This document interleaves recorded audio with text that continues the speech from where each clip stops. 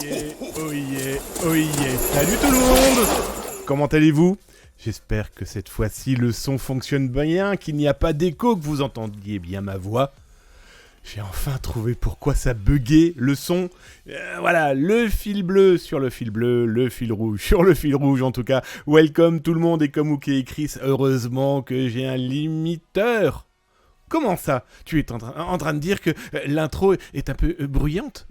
Comment ça? Tu veux que je baisse le son pour la prochaine fois? Ah, toi aussi t'as des oreilles de vieux, on est bien d'accord?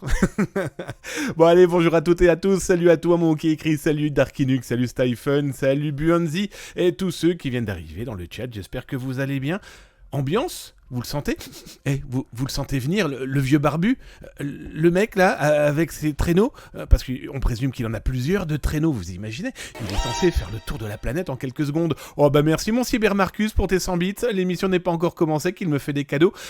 Merci à toi mon camarade. 100 bits, eh bien écoute, nous les prenons avec grand plaisir et on les place là, allez, sous le sapin de Zataz, là juste, je sais plus où il est. En tout cas, merci pour ton cadeau, ça fait drôlement plaisir. Comme dit Darkinux, ça sent la bûche et le sapin.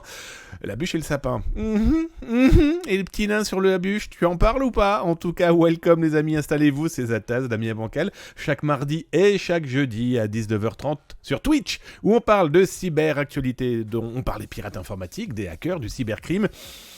Alors, comme à chaque émission, on fait le disclaimer, non, ici vous n'apprendrez pas à devenir un dangereux pirate informatique, vous savez, celui qui veut pirater sa grand-mère, son chien, son père ou je ne sais trop qui. Vous n'apprendrez pas non plus à devenir de génialissimes hackers informatiques, ça n'existe pas les amis, je vais être très clair avec vous, non ici vous apprendrez à découvrir ce que font les pirates, parce que s'informer c'est déjà mieux se cybersécuriser, alerter les autres c'est clairement les sauver. En tout cas, installez-vous, vous êtes chez vous ici, et merci de m'inviter chez vous, dans vos oreilles, dans vos yeux, dans vos toilettes, dans votre cuisine, dans votre salon, dans les transports en commun, que sais-je encore, et attention à ceux, et je l'ai vu, on me l'a montré. Attention à ceux qui écoutent la cyber-émission dans leurs oreilles, en podcast, directement sur leur scooter. Tabernacle Calice, allez pas vous planter dans un mur parce que je raconte des bêtises. En tout cas, installez-vous tranquillement, vous allez voir le sommaire de ce soir. Il est plutôt sympathique. Tiens, d'ailleurs, coucou mon Darkinux, le nouveau modo de la chaîne. Alors, il est bien sûr aux ordres de Austri, le chef des modos avec Dame Majorette. Ils sont pas bien loin, vous inquiétez pas. En tout cas, n'hésitez pas à leur faire des gros bisous. Et tiens, mon modo, tape-moi un petit coup. Point d'exclamation. Sommaire, qu'on puisse voir ce qu'il y a de beau. Non, il est pas beau là. Ça va mon grand patron, comment va-t-il? Ah merci d'avoir balancé le point d'exclamation sommaire. Alors ça c'est pour les petits nouveaux qui demandaient comment on pouvait voir le sommaire, ou ils posaient la question sur le chat avant que le live se lance. Eh bien, si vous êtes viewer de l'ombre, vous ne pourrez pas le faire. Par contre, si vous êtes follow, vous tapez point d'exclamation help, H-E-L-P, et sinon, si vous êtes sub, vous savez les petits bonhommes là qui sont juste en dessous, eh bien vous en plus vous pouvez taper point d'exclamation sub, c'est original non? Et donc du coup vous pouvez participer entre autres comme là maintenant à une battle royale en cours, en live, là vous allez voir ce sont des Pères Noël cette fois-ci, c'est un peu la saison hein, où ils vont pouvoir se mettre un petit peu sur le coin du nez, mais en toute sympathie. Salut à toi, comment va-t-il Cybermarcus? Welcome. Salut à toi mon Voice to Vince, j'espère que tu vas bien. Bonjour mon Samar, et encore un énorme merci mon Samar, qui a claqué hier, ou il y a 2 jours, en tout cas je viens de le voir devant mes petits yeux, son 29e, oui c'est ça, 29e abonnement à la cyber-émission. Un énorme merci aussi à toi Nefernefereatum 27 pour ton 18e mois de fidélité à la cyber-émission. Merci pour vos cadeaux. Salut à toi Guilel, Tatouin, Ragout et Fab Bond, merci les amis pour vos follow. Merci aussi à toi mon Darkinux qui a signé là il y a quelques minutes son 15e mois d'abonnement à la cyber-émission. Je vous fais des gros bisous sur le front là. Voilà c'est fait, c'est en live, merci pour la SMR. Alors mon Darkinux nous a lancé le sommaire, un énorme merci. Alors ce soir de quoi je vais vous parler? Eh bien de plein de choses. D'abord on va faire la petite rubrique actualité du jour avec des chiffres, avec des clins d'œil, avec des choses rigolotes autour de la cybersécurité et du cybercrime. Il y a heureusement des choses qui font sourire, qui sont pas tout le temps drôles. voilà, par rapport aux actions, mais voilà, certains pirates ont une fâcheuse tendance à nous faire sourire, donc il est important quand même de parler de choses sérieuses sans trop se prendre au sérieux et bien faire comprendre qu'en face, ils ont rien de génialissime, ce sont juste des humains qui font des erreurs. Donc il y aura les news, non, mais il y aura les news, on va parler de fuite ce soir, un spécial aussi, voilà, je vais essayer de vous faire ça au moins une fois par semaine OSINT, donc ce soir vous aurez 10 nouveaux tests de logiciels, d'outils, de techniques OSINT utilisés par votre serviteur. On va regarder aussi du côté des piratages informatiques, ça vous en doutez bien, comme par exemple les fuites du jour, ça je viens de vous le dire. On parlera aussi de Flycatcher, un chasseur, d'avions fantômes, vous allez voir, ça a été mis en place par une hacker. On va parler de l'arrestation de Kevin Security. On va parler aussi de l'informatique russe qui se replie clairement sur elle-même. Bon, alors il faut dire aussi que le reste du monde est en train de faire de manière à ce qu'elle se replie sur elle-même, mais vous allez voir, il propose aussi des cadeaux pour de l'interne. On va parler des faux arrêts maladie. Là, clairement, les cabinets sont pleins. Vous allez voir, on va en parler. On va parler aussi d'un groupe de pirates informatiques. C'est une exclusivité Zataz. Vous allez voir, un nouveau groupe. Mais surtout, ils attaquent des entreprises russes. Et ils s'annoncent russes. Et au milieu de tout ce petit monde, ils annoncent aussi d'avoir piraté, cyberattaqué la Poste Mobile. Vous allez voir, on va y revenir, c'est assez étonnant. On va parler aussi de faux sites France Connect, on va parler aussi d'une guerre ouverte, très clairement contre les VPN, avec la disparition, je ne suis pas sûr du mot, je vais être d'accord avec vous, mais la disparition, ça c'est certain, d'outils VPN sur GitHub. Vous allez voir, je vais vous expliquer tout ça dans quelques instants. On va parler aussi, que ces pirates informatiques, ces adeptes du ransomware, on a la preuve aujourd'hui, pourtant ça fait quelques années que je vous en parle, mais là cette fois-ci on a la preuve noir sur blanc qu'ils trient toutes les données qu'ils peuvent exfiltrer, copier, voler, pour en faire des petits paquets qui peuvent potentiellement servir à d'autres exactions numériques. Quittez pas, on en parle. On va parler aussi de piratage sur WhatsApp, Instagram. Je n'ai jamais eu autant d'alertes de particuliers possesseurs d'Instagram ayant eu une cyberattaque, leur prenant en main leur Instagram. Vous allez voir, c'est assez étonnant. Et on finira avec un pirate informatique que j'ai croisé là il y a quelques heures. Il vend une formation pour jouer, façon de parler, avec les Likis. Vous savez, ce sont ces fameux compteurs électriques connectés. Lui, il propose pour une certaine somme d'argent, je vais vous montrer tout ça dans quelques instants, clairement, à première vue, de quoi modifier la possibilité de payer. Bref, vous allez voir, je pense que l'actualité est touffue et poilue en tout cas. Merci d'être tous là, merci d'arriver. Voilà, je vois, là, il y a Shiny Game 164 qui vient d'arriver. J'ai vu aussi mon Jean rêvé qui vient d'arriver. Bref, installez-vous les amis. Générique, je bois un coup et les actus, c'est partout.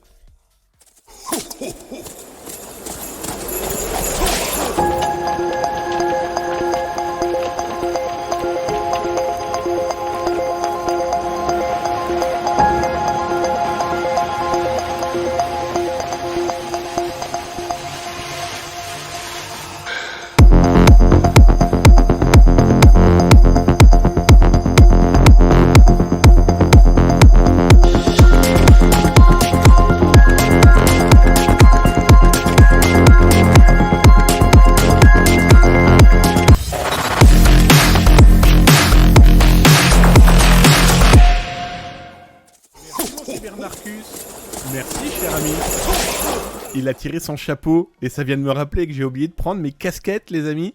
Donc du coup, je mets mes lunettes et je me dis mais mes casquettes sont pas dans le bon bureau, je ne peux pas aller les chercher en tout cas. Merci mon camarade. Stephen, sujet sensible, les compteurs, le filou, écoute, on en parle dans un instant, mais avant tout ça, pour ceux qui ne le savent pas, je travaille entre autres pour plusieurs médias, dont ça peut vous arriver avec Julien Courbet. Et hier matin, de 9h à midi, j'étais sur M6 et RTL, et on a parlé de pas mal de sujets, d'ailleurs je vous laisse aller revoir ça si ça vous intéresse sur M6 ou encore sur RTL, et sur le YouTube de Zataz. Mais là, ce soir, vous allez voir, on va parler du spoofing, parce que hier, justement, on a reçu une société qui commercialise des boîtiers qui permettent d'afficher ce qu'on souhaite dans le téléphone portable, dans le téléphone d'une entreprise. Alors eux font ça totalement légalement, mais l'outil pourrait être détourné. Surtout, c'était pour vous montrer que le spoofing, malheureusement, c'est super facile à mettre en place. Voilà, le reportage, c'est maintenant, et on se retrouve dans quelques instants. Bonjour à tous. Bonjour à tous ceux qui viennent de nous rejoindre. Arnaque, injustice, pouvoir d'achat au programme de ce Ça peut vous arriver. Beaucoup d'invités et tout de suite un débat qui est passionnant. En tout cas, moi, il me passionne. Nous avons la chance d'avoir sur notre plateau Gérald Vanier qui aimerait bien qu'on prononce correctement le nom de sa société qui est Commit. Très exactement. Exactement. Voilà. Ça s'écrit C-O-M-M-E-E-T-T. Alors, Gérald Vanier est là puisqu'il a créé cette société qui vous permet... Voilà, j'ai un numéro de téléphone. Je n'ai pas envie que tout le monde le connaisse parce que si à chaque fois que je commande un plat, un taxi, etc., la personne sait que c'est moi, je vais recevoir des tas d'appels, non pas de fans désespérés, mais de gens qui vont m'appeler en pleine nuit en disant « Mon notaire ne veut pas me signer mon compromis, aidez-moi, appelez-le ». Donc je vais utiliser son logiciel et un autre numéro va apparaître. Alors déjà, la première question que je vais vous poser, Monsieur Vanier, le numéro qui va apparaître, c'est un numéro que j'ai choisi, c'est un numéro pour lequel je dois payer. Comment ça se passe ? Alors, normalement, c'est un numéro qui vous appartient, qui appartient à votre entreprise, typiquement, voilà, mais qui appartient à votre entreprise. Vous n'avez pas le droit d'utiliser n'importe quel numéro, notamment des numéros qui vous appartiennent pas, parce que là, on est dans l'usurpation. Mais une entreprise peut tout à fait présenter son numéro d'accueil quand un de ses salariés appelle à l'extérieur pour que... On paie un abonnement pour ce deuxième numéro ? Oui, c'est un petit abonnement où on appelle... Ça coûte combien à peu près ? Alors un numéro en France, ça se loue 1 euro par mois. Et puis une ligne téléphonique, c'est suivant les abonnements qu'on a, du fixe, on est sur entre 15 et 30 euros suivant les services. Alors, on va voir dans quelques instants, malheureusement, les dérives qu'il peut y avoir. Mais auparavant, dites-nous juste en quelques mots l'intérêt, parce qu'il y en a un, sinon vous n'auriez pas monté cette boîte, pour les sociétés d'avoir ça. Ou pour les particuliers d'ailleurs. C'est plutôt pour les sociétés, nous on travaille pour les entreprises. Et les entreprises, c'est je protège mes salariés pour qu'ils ne puissent pas être dérangés tout le temps, toute la journée. Donc mon salarié, quand il appelle à l'extérieur, eh bien, je présente le numéro de l'accueil. Comme ça, quand la personne rappelle, elle est filtrée à l'accueil et puis... Il n'y a pas les numéros de ligne directe, par exemple. Exactement, il n'y a pas les numéros de ligne directe. Pour éviter le client. « Alors, j'ai pas été remboursé !» Mais là, au moins, quand vous rappelez, vous tombez sur quelqu'un qui peut filtrer. Moi, je peux comprendre ça. Alors maintenant, voyons un petit peu les dérives, puisque nous sommes ici. Et merci, vous avez bien compris que ce n'est pas un tribunal. On essaie de comprendre, tout simplement, Monsieur Vanier. Voyons un témoignage. Je crois que nous avons Aline qui est avec nous. Bonjour, Aline. Oui, bonjour. Vous êtes à Bandol dans le Var, Aline, et vous avez bien raison. Depuis combien de temps vous êtes à Bandol, Aline ? Depuis 6 ans. Bien. Vous voyez un jour, je m'en rappelle très bien, j'avais mal dormi ce soir-là, le 23 août 2023, vous voyez le numéro de votre banque en ligne apparaître sur votre téléphone. Racontez-nous la suite. Tout à fait. Donc ça a commencé... le matin même, où j'ai reçu un SMS de ma banque me disant que j'avais des paiements carte bancaire refusés. Donc j'ai fait opposition sur ma carte et j'ai contacté le service client Boursorama. Et ensuite, à 16h45, je reçois un appel de ma banque, donc avec le numéro de téléphone qui s'affiche. Et j'ai une personne qui se présente du service fraude, qui m'appelle par mon nom de famille et qui a toutes mes informations personnelles. Et de là... commence finalement l'escroquerie, puisque cette personne me parle des paiements carte bancaire du matin. Elle me dit qu'elle surveille mon compte bancaire depuis le matin même, depuis ces paiements frauduleux, et qu'elle s'est aperçue que des adresses IP sont connectées sur mon espace client. Alors, au bout du compte, on a bien compris, ils vont chercher à vous voler. Est-ce qu'ils vont réussir ? Ils vont vous prendre combien ?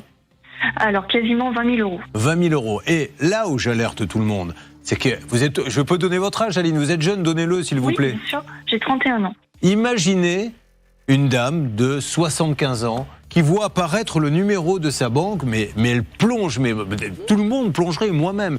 C'est là où il y a un petit problème. Alors ça s'appelle le spoofing, mais j'en ai ras-le-molle de ces noms à la noix de coco là pour tout ceci. Alors aujourd'hui, la banque vous a-t-elle remboursé, Aline, ou pas du tout ? Non, du tout. La banque refuse de me rembourser. Alors, nous allons d'ailleurs essayer d'en parler. Peut-être récupérer l'appel, ça occupera la salle des appels. Voir ce qu'on peut, avec nos amis de Boursorama, voir s'il n'y a pas quelque chose à faire quand même. Damien Bancal. Alors, j'ai bien compris que ce monsieur nous dit, moi je fais ça pour les entreprises. Effectivement, en plus maintenant on est rentré dans une ère où les gens ont le verbe haut, ils se plaignent pour un oui, pour un non, mais surtout sont très agressifs au téléphone. Donc vous protégez grâce à ça les entreprises. Et lui nous dit, mais attention, moi, c'est un numéro, on peut pas prendre le numéro de quelqu'un d'autre. Or là, comment ils ont fait eux alors ? Alors, le problème, c'est qu'on a la partie légale, un produit qui permet de protéger, mettre une barrière pour une entreprise, protéger ses employés, parce qu'ils peuvent être appelés aussi par des pirates informatiques. Sauf que ce genre d'outils, on en trouve énormément sur Internet et dans les espaces qu'on va appeler le dark web, le darknet, qui sont en fait des logiciels qui vont permettre d'usurper ce fameux numéro, mettre n'importe quoi derrière. On avait eu un exemple très concret il y a une quinzaine de jours avec Dave. Souvenez-vous, on lui avait volé 38 000 € parce que des gens l'avaient appelé et que dans ce numéro et son téléphone va apparaître ce qu'on souhaite. Je souhaite faire apparaître le numéro de téléphone de maître. Alors, eh bien, ça va s'afficher. Ça, on ne peut pas le faire avec votre logiciel, qui est un logiciel légal. Mais aujourd'hui, il y a des pirates, on est bien d'accord, qui ont réussi à traficoter un peu ce genre de logiciel et qui, eux, peuvent donner le numéro qu'ils veulent. C'est bien ça le problème. Oui, complètement. Alors, comment vous pouvez vous prémunir de ça, vous ? Parce que un jour ou l'autre, il y a bien quelqu'un qui tapera sur la table en disant, on va tout interdire, puisque c'est ça. Disons que c'est un fonctionnel qui est dans les milieux des entreprises depuis des dizaines d'années, qui est utilisé depuis des dizaines d'années, donc c'est quelque chose qui est devenu légal, mais il y a la loi est en train d'évoluer là en France, et les opérateurs sont en train de mettre en ce qu'on appelle le mécanisme d'authentification des numéros, donc qui vont maintenant certifier, mettre des notes de confiance par rapport aux appels. On va pouvoir couper des appels qui sont suspicieux. Alors, restez avec nous, nous allons essayer d'avancer un petit peu dans ces différents dossiers. Nous allons, Aline, tenter quand même, puisque nous sommes là pour aider tous ceux qui suivent Ça peut vous arriver. Celle des appels, s'il vous plaît. Qui peut s'occuper d'Aline, qui peut appeler nos amis de Boursorama, parce qu'elle a un argument, vous nous détaillerez ça dans quelques instants, Maître Moser, c'est qu'elle est de bonne foi. Et je rappelle qu'il y a des gens qui ne se laissent pas faire et qui vont au tribunal et qui gagnent. Oui, exactement. Et dans des affaires similaires, c'est-à-dire dans des affaires où les numéros de téléphone qui se sont affichés étaient de réels numéros de la banque et où les personnes ont eu gain de cause parce qu'elles se sont faites avoir. Et là, on ne peut pas lui dire, madame, vous n'avez pas été prudente, il fallait aller au guichet parce qu'il n'y a pas de guichet. C'est une banque en ligne. Alors, je me demande comment on s'en sort. Restez avec nous pour essayer d'avancer sur ce dossier. Tous vos soucis bancaires, tout de suite, 3210, où ça peut vous arriver, @m6.fr, en n'omettant pas de laisser bien sûr votre numéro de téléphone. Ça peut vous arriver à votre service. Alors, faisons une petite démonstration tout de suite pour que vous compreniez bien sur M6. Stan, je vous laisse prendre la main.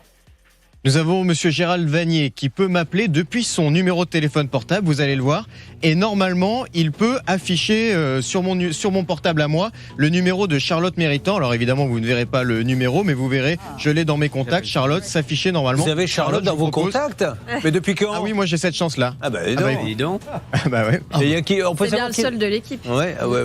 Regardez Julien. Alors, regardez. Voilà. Non, mais voilà, que les choses soient bien claires. Il a le numéro de Charlotte, Stan, évidemment. Donc, monsieur a réussi avec son portable, alors qu'il n'a pas le numéro.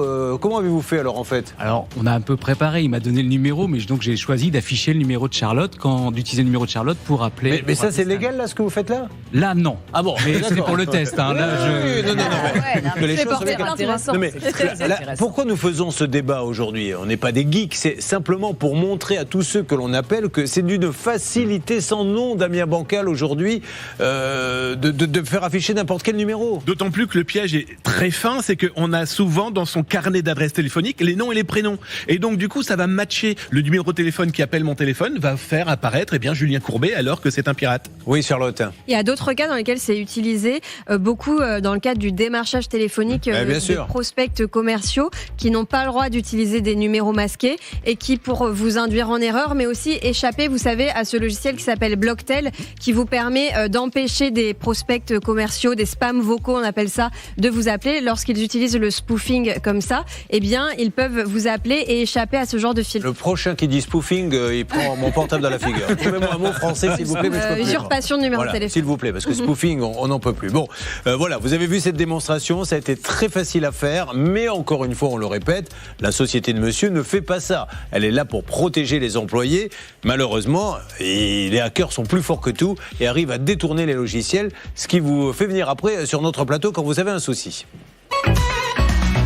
Julien Courbet sur RTL. Toujours avec Gérald Vanier, qui est le gérant de la société ComMeet, qui permet aux sociétés d'avoir plusieurs numéros. En tout cas, quand on vous appelle, ce n'est pas forcément le numéro de votre interlocuteur qui s'affiche, c'est plutôt celui d'un standard pour protéger ses employés.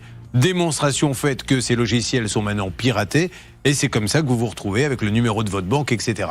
Alors, encore une fois, Les conseils qu'on peut donner, et les seuls d'ailleurs, c'est ne jamais donner de code ou quoi que ce soit, quel que soit le numéro qui apparaît, monsieur, toujours se dire non, je vérifie et je rappelle. Parce que là, quand on rappelle, on sait si c'est un escroc ou pas. Exactement. La seule solution vraiment de lever le doute, c'est quand on a un petit doute comme ça sur les questions qui sont posées, c'est de raccrocher, de rappeler le numéro. Parce qu'on peut afficher un numéro, mais le vrai numéro, quand on va le numéroter, on va tomber sur le bon service. Donc on ne tombera pas sur celui qui s'est fait passer pour votre banque. Donc vous allez tomber sur votre banque, vous demandez est-ce qu'il y a bien quelqu'un qui a cherché à me contacter, et puis il y a une levée de doute comme ça. Donc, Alors c'est valable pour les numéros de téléphone, c'est valable pour les emails aussi. Damien Bancal, vous voulez rajouter quelque chose? Est-ce que, franchement, parce que il a quand même une vertu, il protège les employés, on le redit, enfin, on le voit bien, les gens maintenant s'énervent pour un oui, pour un non, se mettent à insulter, donc je comprends que les entreprises protègent les employés. Mais vous, ça vous gêne un petit peu qu'il puisse y avoir ce genre de choses? Disons que l'outil en lui-même est très bien, mais cette technologie, elle doit clairement évoluer. Il faut clairement aujourd'hui arrêter d'afficher n'importe quoi, dont cette législation qui est en cours de réflexion, où on va pouvoir dire celui-ci, ce numéro de téléphone est valable. Sauf que le problème avec les malveillants et les pirates informatiques, ils trouveront toujours malheureusement cette petite porte d'entrée. C'est pour ça qu'il faut vraiment s'éduquer à on m'appelle, il faut que je m'assure que c'est bien lui. Est-ce que Aline est toujours en ligne avec nous? Justement, oui, ça tombe bien, je vais appeler Aline pour qu'elle revienne afin de nous dire quel est l'argument de Boursorama. Alors, l'argument de Boursorama aujourd'hui, c'est le fait que j'ai validé les virements moi-même avec authentification forte. Je fais preuve de négligence. Ah d'accord, oui, vous avez fait confiance au numéro de téléphone, parce que qui pourrait croire, on est là pour faire de l'information, un jour ou l'autre les gens seront tous au courant, mais il y a encore plein de gens qui ne savent pas que le numéro de votre banque peut apparaître et avoir un escroc au bout du fil. Julien, c'est le chat qui se mord la queue, c'est le principe même. Vous savez pourquoi il le fait? Parce qu'il le peut, allez-y.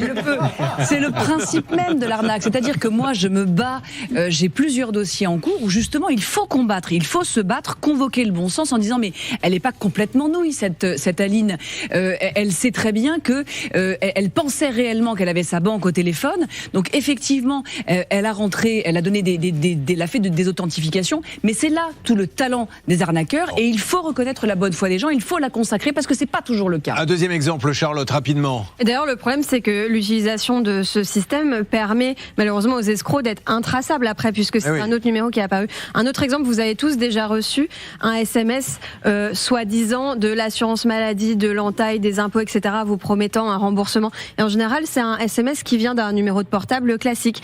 Et je ne sais pas si vous avez déjà fait le test, mais parfois, il y en a qui répondent à ce SMS en disant je sais que c'est une escroquerie, merci de ne plus me contacter. Et derrière, vous pouvez recevoir une réponse, mais j'ai rien fait, c'est pas moi, je vous ai jamais envoyé de SMS vous promettant un remboursement.